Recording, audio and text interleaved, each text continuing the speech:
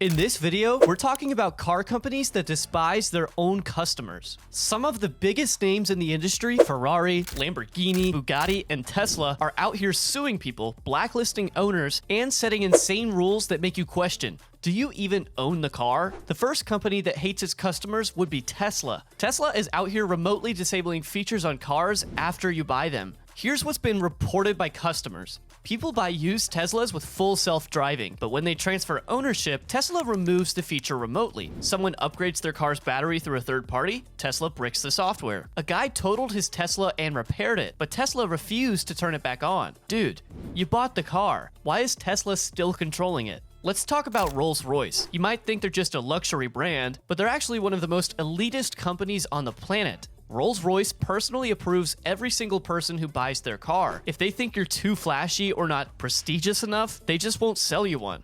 You know who got banned? Floyd Mayweather, the guy who literally buys million-dollar cars like they're sneakers. And if you dare to modify your Rolls-Royce, they'll publicly disown your car. The second you slap some big rims or a crazy wrap on a Rolls, they'll tell this to the world: we had nothing to do with this monstrosity.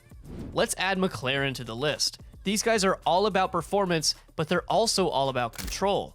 McLaren has been known to blacklist customers who modify their cars or sell them too quickly. They even track the mileage on their vehicles, and if you don't drive your McLaren enough, they'll call you out for not appreciating their masterpiece. One owner got banned for wrapping his McLaren in a custom design. Another was blacklisted for selling his car to a dealership instead of a private buyer approved by McLaren. It's like they want you to treat their cars like museum pieces, not something you actually drive and enjoy.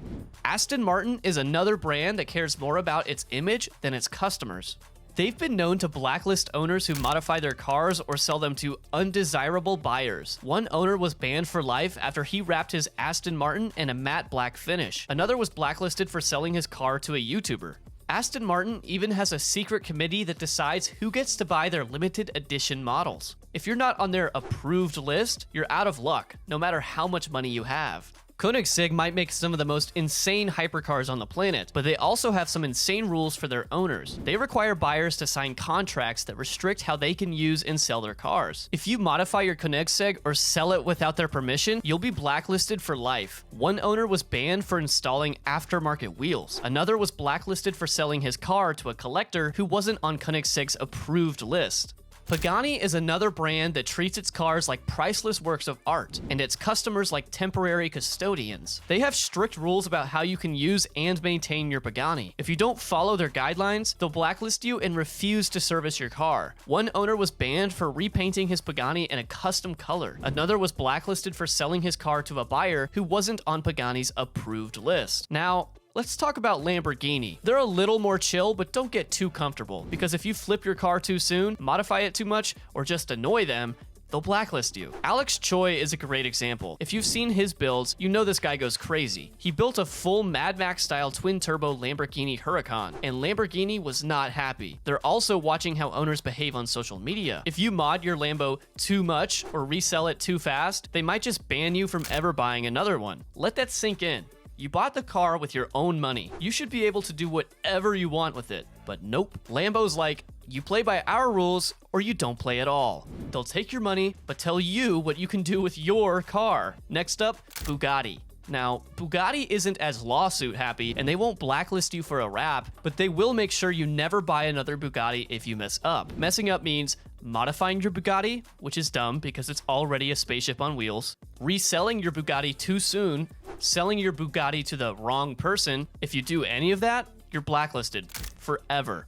They treat their cars like super exclusive VIP passes, except if you break the rules, they don't take your car away. They just make sure you never get another one. Imagine dropping $3 million on a car, and Bugatti's like, thanks, but don't let us catch you doing anything fun with it.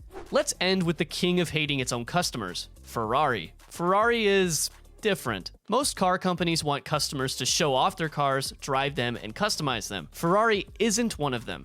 If you buy one, they expect you to follow their secret rulebook, and if you don't, they'll most likely sue you. Here's a short list of people Ferrari has gone after. deadmau5. He wrapped his Ferrari 458 in a Nyan cat theme, called it the Ferrari, and Ferrari hit him with a cease and desist. Justin Bieber. Ferrari got mad at him for modifying his 458 and then selling it, which, according to them, is a crime. A Miami collector. He got blacklisted for life after reselling his LaFerrari too early. And it's not just celebrities. Even regular Ferrari owners have to follow insane rules. You can't repaint your car in a non-Ferrari approved color. You can't modify your car with aftermarket parts. You can't even sell your car without their permission. And if you do, they'll ban you from ever buying another Ferrari. It's like dating someone crazy. The second you do something they don't like, they cut you off forever. Even if you're rich, Ferrari won't sell you their limited edition cars unless they like you. You could have $50 million in the bank, but if you don't pass their vibe check, you're not getting that LaFerrari or Monza. So why do these companies hate their own customers? Because they're not just selling cars,